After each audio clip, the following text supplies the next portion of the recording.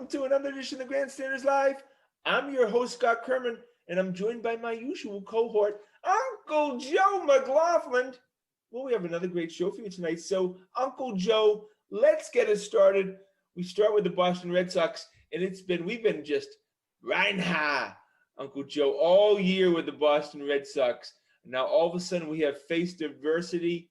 The Red Sox have lost 5 straight. They lose a key 3-game series in Tampa over the weekend, and then they lose to a shitty team in Detroit yesterday. Joe, is this the end of the dream of a team that had no expectations this year and had huge expectations now? What's the chance? Well, yeah, an open rebellion by the players. The players are quite justifiably pissed. They were doing their part. Then the front office said, no. Stop this winning stuff. We don't want you to win. Yeah, look, Rizzo would have been a perfect fit for the Red Sox. You know, he's a guy that was I agree. personality-wise, and he fits in first base. A great. It wouldn't cost much. It wouldn't have cost them much at all. What did the Yankees give up there? 13th best? Yeah, absolutely. I don't understand not making that move, and you would imagine that Chaim Bloom has some level of relationship with Jed Hoyer, and he could have gotten it done.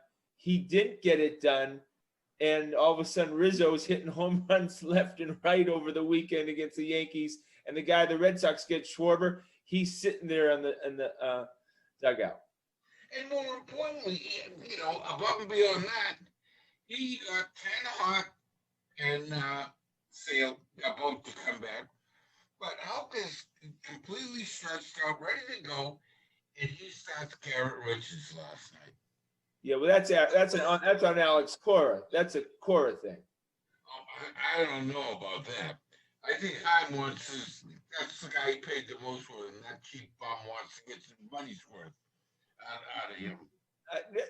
Do you think that Chaim Bloom has that much influence on Alex Cora on the day-to-day managing? He is Cora's boss. But do you think he has that kind of relationship? Oh, yeah. Yeah. He's Cora's boss. He's number one, and he probably said, we're going to keep going. They might even give Garrett Richards another start.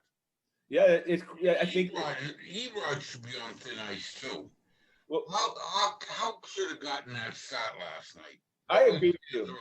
They had to do a simulating game the other day to keep in shape. That's ridiculous. Just wasted pitches. Absolutely. Look, Chaim Bloom, we said this in the last few weeks, he has a plan, and the plan was not to be competitive this year, but they are. By making these moves, he got 2 crappy relievers, and he got Schwarber. He didn't really give up much, and he loves his little farm system, which I appreciate. But did Chaim Bloom sabotage this year? I think he may have, and deliberately too. And Schwarber might be in his plans going forward as a reserve outfielder. He left-handed bat, coming off the bench. That's a nice little piece to throw into the puzzle down the line. But he's not the guy for this year. And they're saying, oh, he learned to play first base. Never played an inning in his life. I would tell you the most overrated Boston Red Sox by far is Christian Vasquez. I don't see it. I really don't see it. Definitely don't see it offensively. I don't think he's had a key hit the whole season, and he's a below average catcher. Remember, he came up as a defensive a stalwart. Yeah, a stud, right? Someone above average defensive. Well, one time, guys stealing, I don't hold against the catcher because a lot of times it's the pitcher. The pitcher, you got a slow pitcher, That's all there is to it. Right, but he's supposed to be a top player for the Red Sox. Okay, he's a guy that we singled out before the season, Joe, and said, look, we don't have to worry about Vasquez. But offensively, he's been a nothing. Yeah, but most catchers are, and if you look around the league, he's better than most. They're actually in the top third of the majors in production from catchers. So, I'm not too worried there. it's just not a position of we. It's a position where you can get away with offensive deficiencies because you really want the defense there first. You know, when you have winning streaks and you're playing well and you're playing 600 baseball, you can forgive having Bobby Dahlbeck in the lineup. But when you have a 5-game losing streak, it gets exposed. Bobby Dahlbeck is just terrible. And every time he gets up with men on base, you just write it off. Go to the bathroom early. The third out is in there. They're not a competitive up at bats, Joe. He strikes out every time. Yeah, And his strikeout rate must be incredible. it is incredible. It's All right, almost like half. you know, everybody's putting their eggs in a Chris Sale basket. What are your expectations for Chris Sale when he does come up? I don't have huge expectations. I expect him to be an above average pitcher and to only be giving you 5 or 6 innings at first. That's right, exactly. Well, he's only been a 5 or 6 kind of inning pitcher for when he was with the Red. I mean, he's not a guy that's going to go into 7th, 8th inning much. Yeah, he's a strikeout guy. He throws a lot of pitches. He likes to strike out 8, 9, 10 guys. And when you do that, you go deep into counts. You expend a lot of pitches. You throw 20, 25 pitches an inning versus 10 to 15, you know, in a more efficient pitcher. And so he's out of there earlier. So, look, I blew the Jared Duran horn as much as anyone. I wanted him up here. He comes up, and he looks overmatched. He looked good at first, though. He did. Looked very good. Yeah. And he looked good both offensively and defensively. But the scouts got the book on him quickly, didn't they? They sure did, right? Yeah, absolutely. Yeah. You can't lay off the high cheese. Yeah, and that's what we saw. They just shipped out Michael Chavis for the same reason, right? Yep. You know, all of a sudden Michael Chavis is in the Pirates, and you know where you go after from the Pirates. You go to like you're out of baseball. Yeah, Newark Bears.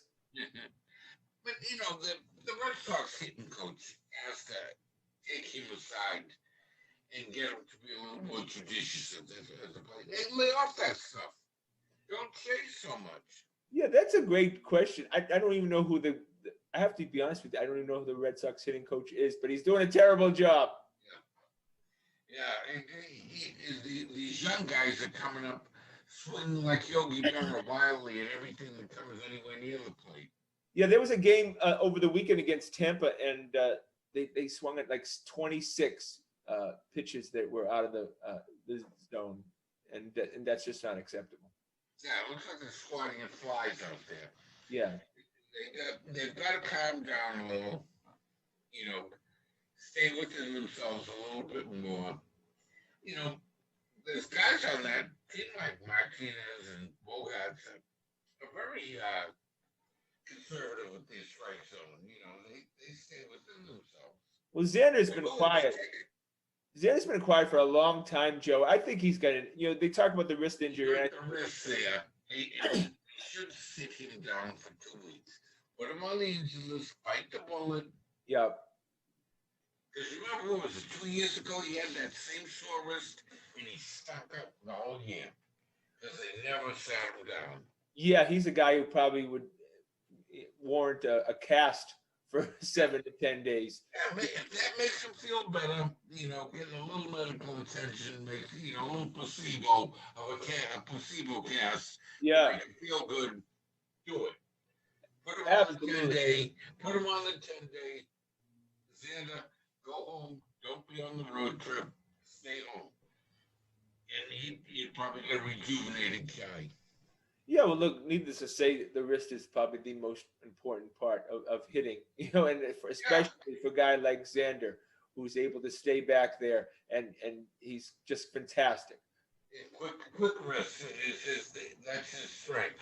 Yeah, absolutely. All right, well, big game. I never thought I would say this in August, early August, but big game in Detroit tonight. They gotta break this streak. It's a big game in Detroit. Yeah, right. Not for a long time. All All right, go to the New England Patriots, Joe. Maybe you heard of them. Cam Newton is the starting quarterback. Bill Belichick has said it, and from what I hear in camp, he looks a little better than he looked last season. Is that enough? Well, I don't know. I was listening to the NFL Network the other day, and there's a couple of guys I really value the opinion of, Pat Kerwin and Jim Miller, that do the Moving the Chain show, and they were raving about your Mac Daddy. Yeah. They said, they'd be surprised. Kerwin especially was, uh, impressed by him and said he'd be surprised if by late October he wasn't starting. Yeah. Well, I haven't heard anything. He doesn't expect him to start. You can't expect a rookie to start right off the bat. He's got to see right now, and in the preseason, he's not going to see any NFL defenses. He's not going to see nothing. Just vanilla, just the same old he saw in college. Once the season starts, and he can start watching film on what the real defensive backs do and how they do it, open his eyes a little so that he doesn't make stupid mistakes. Then you can put him in. Difficult situation, Joe. I think he ends up, Cam Newton will start and will play until he gets hurt, which is quite a possibility there. But it's very difficult because if you're 4-4, you're not replacing Cam Newton. If you're 2-6, you may replace Cam Newton, but the season's over. So it really ends up, if you commit to Cam Newton and you're playing 500 or above, he's your quarterback the whole season. Yeah, and that'll keep a lot of people happy, especially his teammates. The fans, we always want the second string guy. We always want the rookie. We always want the other guy. The veteran players always want the guy that's been there, done that. Okay, Joe, what record do the Patriots have to have for Bill Belichick to pull the trigger and put Mac Jones in? I think you hit the nail on the head, 2-4. So 2-4 does it. Yeah, 6 games in. Okay, that probably makes sense. Yeah, that's a great observation. Yeah, I agree with you. Okay, last time we heard from N'Keal Harry, and we really don't feel like hearing from N'Keal Harry ever again, was he was requesting a trade. Apparently, he's showing a pulse in training camp. Does that just increase his value, or is he going to stay with the team? He's going to stay with the team because no one's going to give you nothing for him. Right. They know you can't trade him. They're just waiting for you to release him, if anything. Then they'll snap him up if they want him. But, I don't think there's a lot of takers out there, but they would just wait for you to release him. That's all they're going to do. No one's going to give you anything for him. But, when you get in that red zone, you got 3 tight ends now. And him and the guy from San Fran are both big guys. So you got like 4 or 5 guys over 6'4", 6'3" or over. That's a lot of big targets. All you got to do is throw it up with a jump ball. You should come down with it. Yeah, well, you're thinking that Tom Brady's going to be throwing those jump balls. Cam Newton's going to be throwing them. I don't know if he's capable of doing that. But there's a lot of tall guys. There should be a catch radius, galore.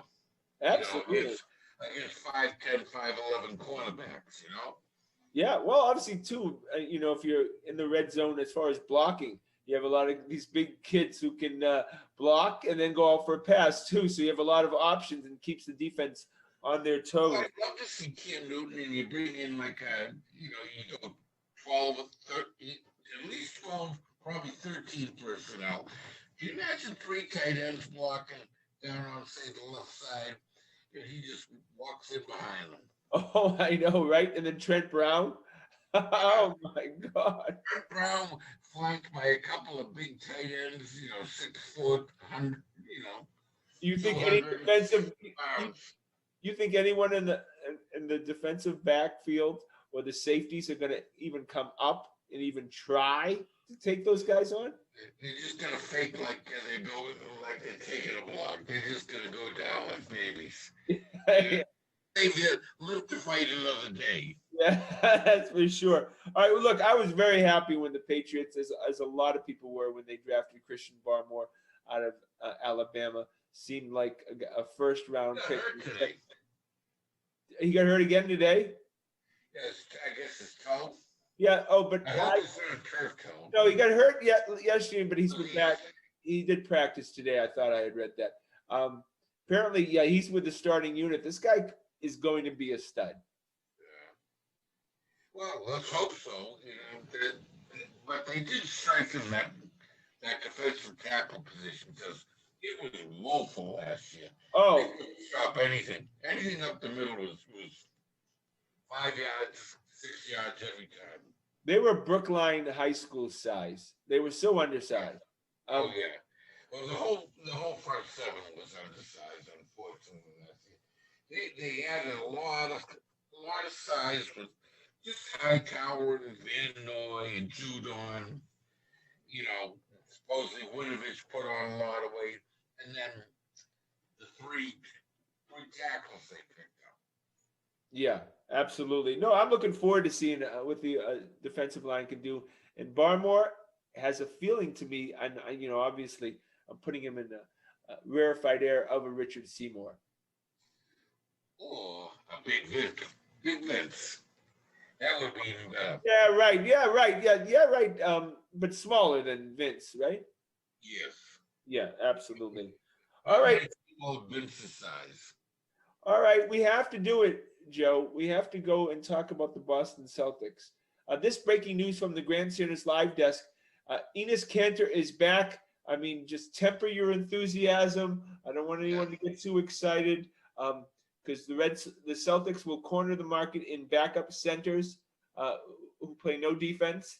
Um, Seriously, Brad, that's what he can come up with in this. Well, as far as the money's been spent, unfortunately, and what I'm sure it said no more.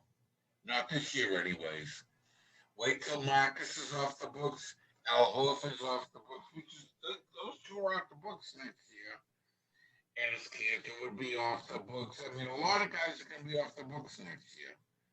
What is this saying to Celtics Nation as far as this season? I wouldn't want to be a season ticket holder next year because they've already told you we're not going to even try to win. Yeah, this is going to be Seventh or eighth is what we did this year is the best you can hope for. right. Yeah, right. And now obviously there'll be a ability to have a full house at Boston Garden. Yeah, it would be. You would think that it'd be a mass exodus this year, and we'll just wait to see next off season because who really cares about a team that's going to battle to get into the seventh or eighth spot? And the only way they do that is if Tatum and Brown take a step forward. They were pretty lazy this year. Yeah. The two of them. Tatum just hung around the top of the key, didn't play any defense.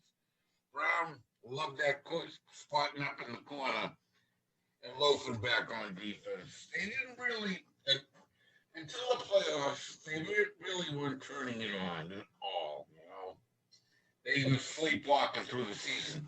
For very young guys, they played like 35-year-olds.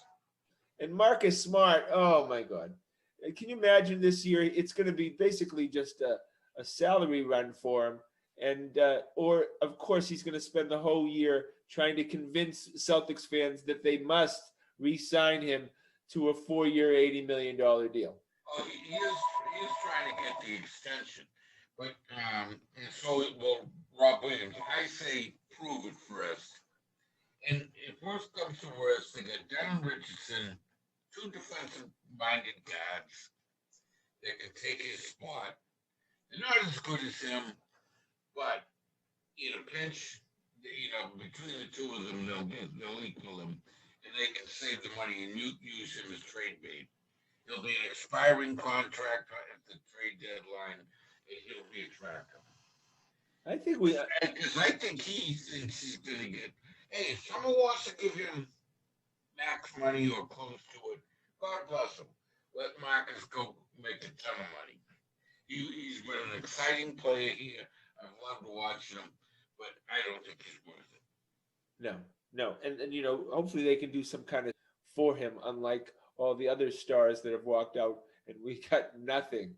All right, so Shemi, we have to talk about the Shemi experience. It's finally over.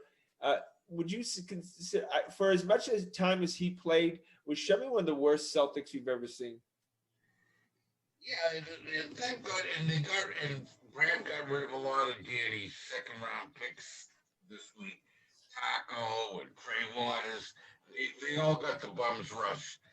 That roster was just littered with failed second round picks because they were cheap. Yeah, That were never going to play and were just taking up space on the bench. That's yeah. all. He still has Carson Edwards at $1.7 million. I mean, Carson Edwards is a lottery. He's a lottery winner. What a waste of money. So before Carson Edwards ever played a game, Danny Ainge gave this second round pick a 4-year, $6.8 million contract. Danny loved those second round picks. He stole that whole back of the from 8 to 15 on the bench was just those second round picks. Crappy second round picks or late firsts. So what grade in the NBA, the Grant Williamses and the Shemis and so on and so forth. Pritchard was a pleasant surprise. A very pleasant surprise. Or I would say for half the season. He came back to earth a lot in the second half of the season, and I felt like he got exposed.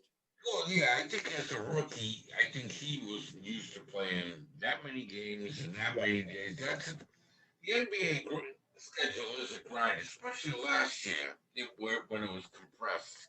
That was a real grind of a schedule, especially for someone new that was used to playing 1 or 2 games a week. That's a great point. No, absolutely. Look, there's a place for him, but he has to get with Jason Tatum and say, "I'm the point guard when I'm on the court. I'm not just here to hand it to you and go into the stands and eat popcorn." Yeah. Oh no, the ball never got back to him. No, he did. No, he wasn't able to rotate because he didn't have enough respect for him. And the only ones that played with him that would cut to the basket and that he could work with was a fellow scrubs like Rob Williams that he could connect with. He made guys look good. He even made like Shimmy and Grant Williams. You get those guys open looks. He managed to feed them pretty good. Well, the Evan Fournier era is over. I have to be honest with you. What I saw in the playoffs, he wasn't worth anything. That was another bad move by Danny Ainge. I was unimpressed.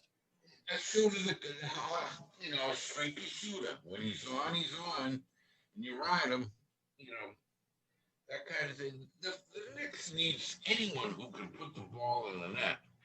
They need anyone. They don't have anyone. Julius Randle can't do it.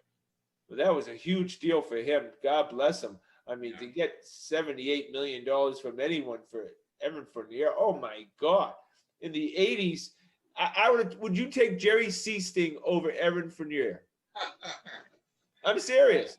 They're all-around game, but Fournier was big. He should have been a better defender. Oh, terrible defender.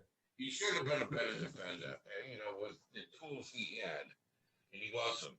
No, he has really no sense of how to play defense. He always seemed lost.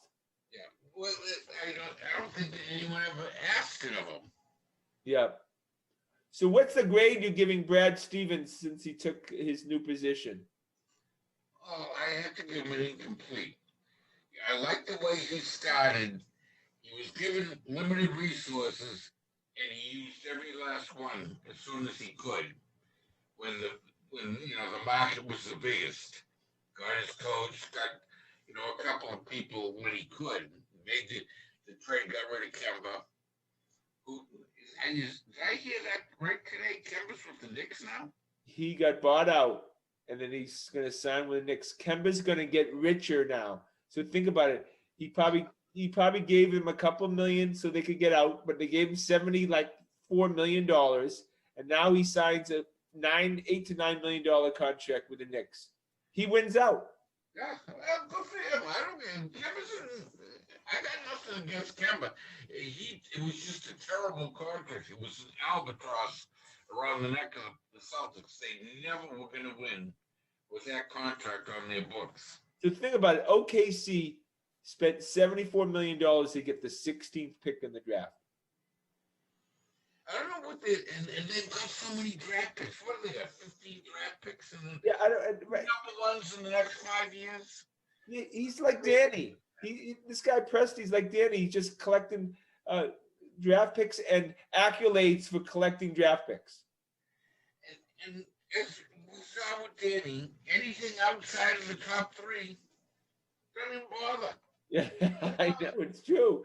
There's no true. I know, right? It's crazy. I don't really understand it completely.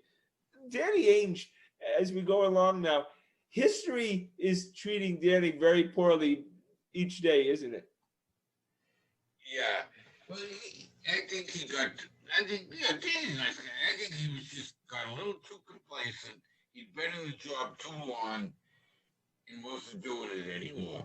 He was just going into the office in the routine, going into the office, making a few phone calls, then going off to a golf course. I think this. I think you're. I absolutely. There's no question he got lazy. Now, are we going to hear for the next year that all of this, all these moves or lack of moves, is about Bradley Beal? And then are we going to see a? I hope not. I'm not in love with getting Bradley Beal. Jason Tatum needs a pony next to him. Yeah, he does. That's ludicrous. Is that going to get him to play defense? I don't think so. Yeah, right. Yeah, Bradley Beal doesn't break his. He doesn't either. I know he doesn't. Does all right. So the two J's and Bradley Beal, does that get it done? No. Is that No. a team that can win a championship? Does that strike you as a bunch of tough guys that'll claw and bite and claw to get to the championship, like say the Bucks did this year, or Look at the stat. What Jason Tatum's never taken a offensive foul. He took one this year. One, and then Jaylen Brown the same. They don't play any defense, either of them. And then Jalen used to, but now they just kind of. This year, I don't know what infected him. Jalen was very lazy on getting back on defense. Tatum never has. He runs from the top of the key to the top of the key and hopes for long rebounds from the 3-pointers. Yeah, right. No, yeah. And then if he gets a rebound, you're not getting it back.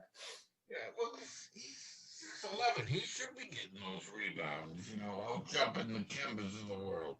Larry Bird was 6'9", right? And he got a couple of. Larry played 10 feet closer to the basket. He played a lot closer to the basket. He played in the paint. Yeah, right. Look, if Celtics fans will be very disappointed, or all we talking about was Bradley Beal right now. Because other teams. Yeah, no, I want someone bigger and stronger and a little more versatile than Bradley Beal, please. Well, who are you thinking of? Then who are you thinking? Oh, there's a lot. Well, there should be a lot of guys that have opt-outs next year. Yeah. I can think of Kevin Durant right off the top of my head, Anthony Davis right at the top of my head. If the contract isn't up, nowadays these players have an opt-out after every year, it seems. Yeah, that's right. I tell you, the guy I love, I know he's, blown out his ACL, but Klay Thompson, I think, would be just such a nice fit for the Celtics. Yeah, he's a player, man. I think, and maybe Golden State's kind of. You see, they're gonna be paying Steph like $50 million a year. Steph Curry at the end of his contract. 5 years, $250. The last year was like $60 million. At the end of his contract, he'll have made in salary over $500 million. Yeah, he's the only one in the history of the NBA with two $200 million contracts. 200 plus. He's done pretty Two. well. And he was a first round pick to do it before those 200.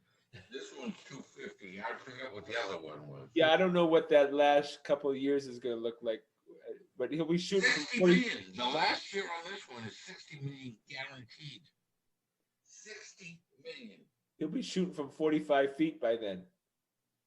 And let me make that prediction. I He's want a to great shooter, and he'll make them. He's a great shooter. He's just good or better than anyone I've ever seen. when in the next 3 years they will make a 4-point shot. It'll be 30 feet away, but it'll be a 4-point shot. Nah, they'll never do that. Okay, Joe, you want to have a bet? Okay. That's a bet. All right, before we finish basketball, what are the Lakers just because it's LeBron? Do they not have a salary cap or anything? They just do whatever they want. Well, he can't afford the young studs in their 20s anymore with him and AD, and so he's getting all these veterans for short money. Well, you got Westbrook. Carmelo and them, and between him, Westbrook, and AD, that's the three maxes. And now they don't have any more money. And so they got to get these guys like Carmelo to come in for a couple mil, Carmelo, oh my God, I can just picture a playoff game where he heaves it up and LeBron tries to kill him. He was old 10 years ago.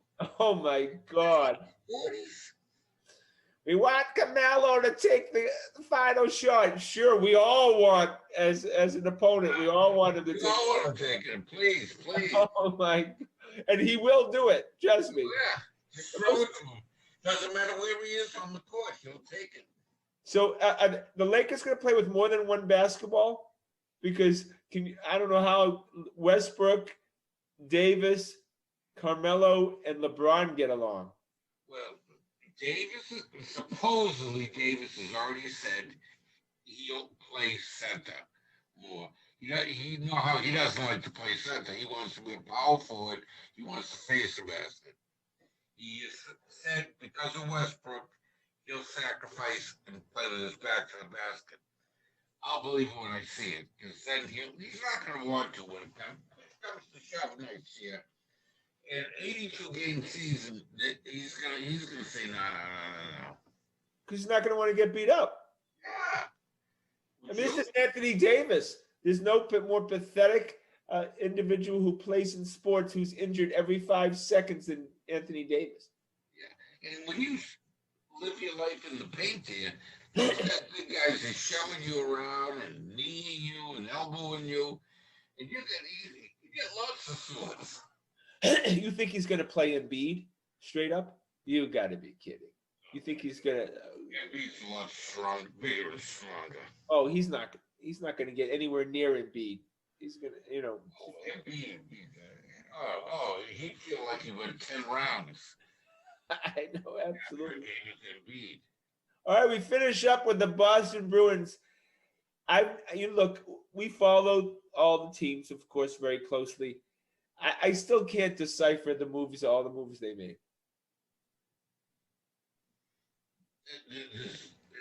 Myriad, look, it's like the three-card Monty. I was the same as you. Are they better now or are they worse? I don't know. There wasn't one. I'll have it the one under that show.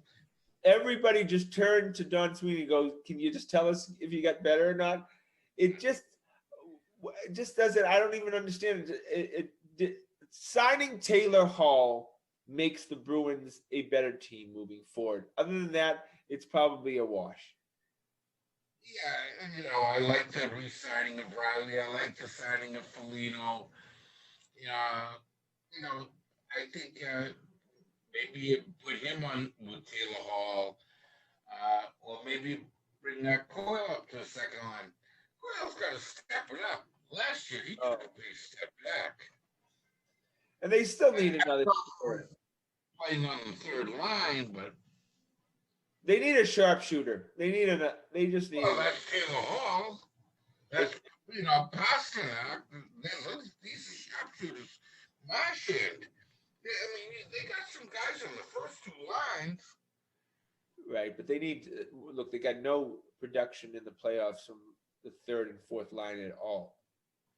Oh no, nothing. And they haven't over the last year or two. So and that's where you got to shake it up a little. See what bring some young kids up, try them out, and see what happens. Yeah. Make the bus, please. And who's the starting goalie for the Bruins? The guy they signed, I guess. Yeah, I said Swayman backpacking. Well, no, I mean that. No, Swayman, I assume will be the backup. Well, as of right now, I think he's not on the roster. No, he is. He's the backup because they I got thought, rid. I thought they optioned him back down for now. Oh, is that right? Well, he's on the Providence, the baby bees. Yeah, Oh, so yeah. I guess For some, I don't know what purpose they did that for, but I think that there must be some kind of logical reason for doing it that serves a purpose. yeah, Do they are they going to want him getting more ice time, and maybe they want him to play more too? yeah. Than Well, I think it's they would exciting. as a backup. I'm most excited going into the season to see how Taylor Hall plays for the Bruins in a full season because Yeah. I, I really enjoyed watching him play. With a guaranteed contract under his belt too. Yeah, we'll see. And he doesn't. He's not playing for a contract anymore. Yeah, that could that could be the kiss of death. Yeah. All right, well, that's our show for tonight. Want to thank, of course, everyone behind the scenes. Corbin. Want to thank, of course, Uncle Joe. Please check us out on our website at thegrandstanders.com and tune in again next Wednesday night at 6:30 for another edition of Grandstanders Live. I'm your host, Scott Kerman. Have a great and happy night. That was fun, Joseph. Where was